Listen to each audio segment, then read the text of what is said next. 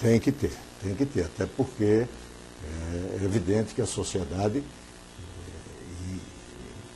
e não podemos ter ilusão contra isso, a sociedade avança, né?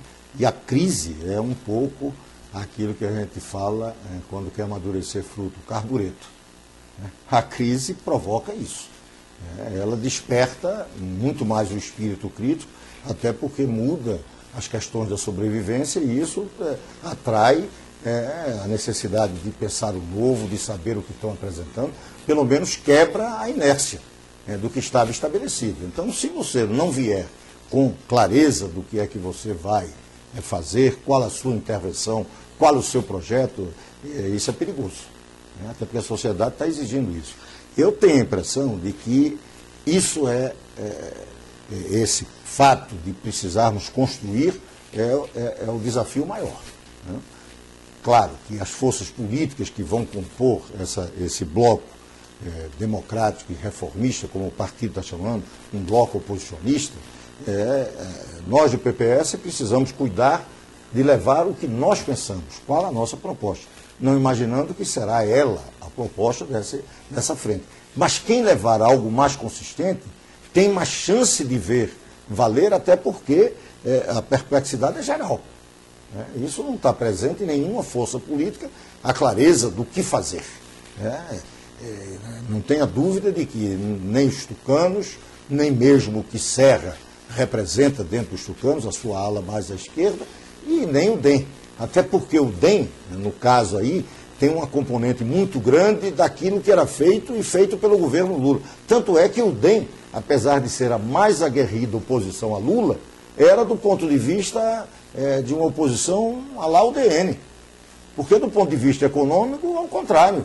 Eles blindavam essa política econômica de Lula de uma forma que nem mesmo alguns setores da base do governo blindavam, né? Então não vamos esquecer que eles são parte dessa elite, têm relações, tal como Lula, um outside, egresso de outras forças políticas, lá se integrou. Então essa dificuldade nós sentimos durante grande parte do governo Lula.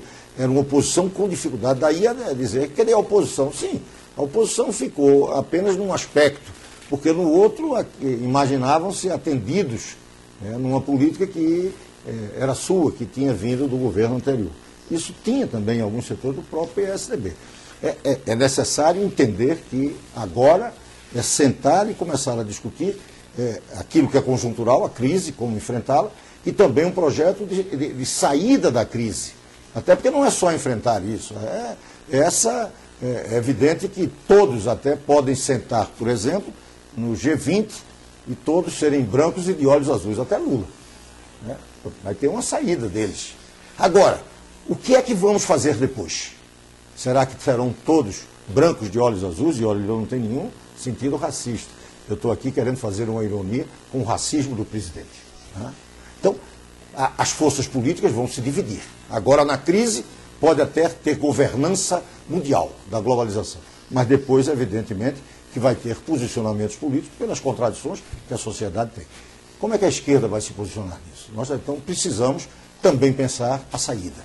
O que virá depois, como esse mundo aí do futuro, né, vai ter capacidade de afirmar valores da esquerda, o pensamento da esquerda, até porque a gente antes tinha isso de forma muito fácil.